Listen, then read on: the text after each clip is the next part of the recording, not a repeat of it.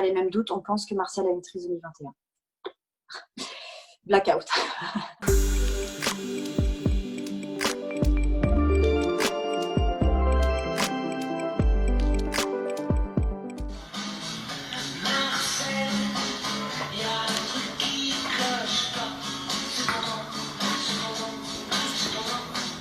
Avec Sylvain, on a décidé en 2014, je crois, de faire un premier enfant, et ça a mis plusieurs mois. Et à un moment, on commençait à désespérer, ça venait pas. Et juste à ce moment-là, enfin, j'étais tombée enceinte. Un suivi de grossesse parfait, échographie qui révélait un bébé avec un poids pile poil dans les normes, une clarté nucale en dessous du seuil d'alerte, tout allait très très bien. À peine en fait Marcel était né, je trouvais qu'il avait une tête particulière. Les oreilles de Marcel étaient ourlées, les yeux gonflés, la nuque, enfin il y avait un ensemble de choses un peu particulières. On demandait au personnel qui était dans la salle de couchement avec nous, mais est-ce que c'est normal? Est-ce que voilà, quand même il est un peu gonflé, il est un peu machin. Et puis voilà, tout le monde s'est mis très rassurant. Mais non, vous inquiétez pas, c'est normal. C'est seulement à 18h, donc 16 heures après l'accouchement, qu'on a fait revenir une pédiatre pour lui poser ouvertement la question. Non, mais est-ce que vous pensez aussi que... Et là, elle m'a dit, bah oui, on a les mêmes doutes. On pense que Marcel a une trisomie 21. Tu mets dans le pot, Marcel? Oh là là. On est choqué, on est triste, on a peur, on ne comprend pas. En fait, on se dit, attendez, c'est un cauchemar là, non c'est pas possible. Oh, allô. On pense à tous les clichés qu'on a sur ce handicap. Et là, très vite, on se dit, mais est-ce qu'on a déjà vu des adultes avec une trisomie 21? Oui, 25, 30 ans.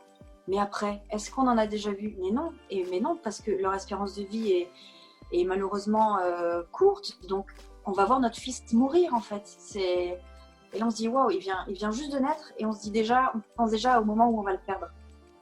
C'est très dur. Merci Basile. Marcel, il est plein de vie, il est joyeux, il est volontaire, il est capable de plein de choses.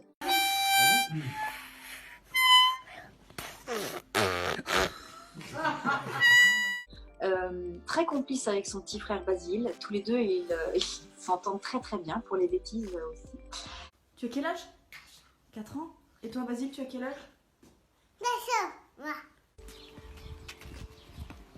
C'est un petit garçon de 4 ans et demi, presque comme tous les autres petits garçons de 4 ans et demi. Ils peuvent aller à l'école, dans une école normale, ils peuvent travailler, ils peuvent faire des études, ils peuvent faire plein de choses. Peut-être que Marcel n'aura pas les capacités de travailler en milieu ordinaire, peut-être qu'il ira dans un milieu spécialisé, un ESAT, mais j'essaye de pas trop y penser. Voilà, on vit au jour le jour, on est bien comme ça, on est heureux pour l'instant, il va bien, il est en pleine forme, il progresse très très bien, donc voilà. C'est quoi ton travail? Des papiers. T'es pompier, ok. Là. Tu pars en intervention? Ouais. D'accord. Et bah bonne journée petit pompier. Hein. Ah. Au revoir, bye bye. Quand on demande « Et c'est qui a une trisomie 21 ?» C'est moi. Marcel sait très bien, quand on parle de l'extraordinaire Marcel, il sait que c'est lui aussi.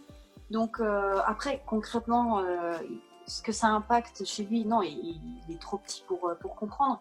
Mais c'est absolument pas un sujet tabou. Bien. Et les mains, elles sont où quand on fait l'âne? Si on arrive à voir toujours le verre à moitié plein, tout de suite on voit la vie d'une façon beaucoup plus belle. Et c'est vrai que moi au quotidien j'essaye de me raccrocher plutôt aux choses positives. Et du coup j'ai l'impression d'avoir une vie magnifique, alors qu'il y en a qui ont beaucoup plus de moyens, une plus belle maison, enfin voilà. Mais j'aimerais dire aux gens que il faut pas... Ouais, la vie est belle, quoi.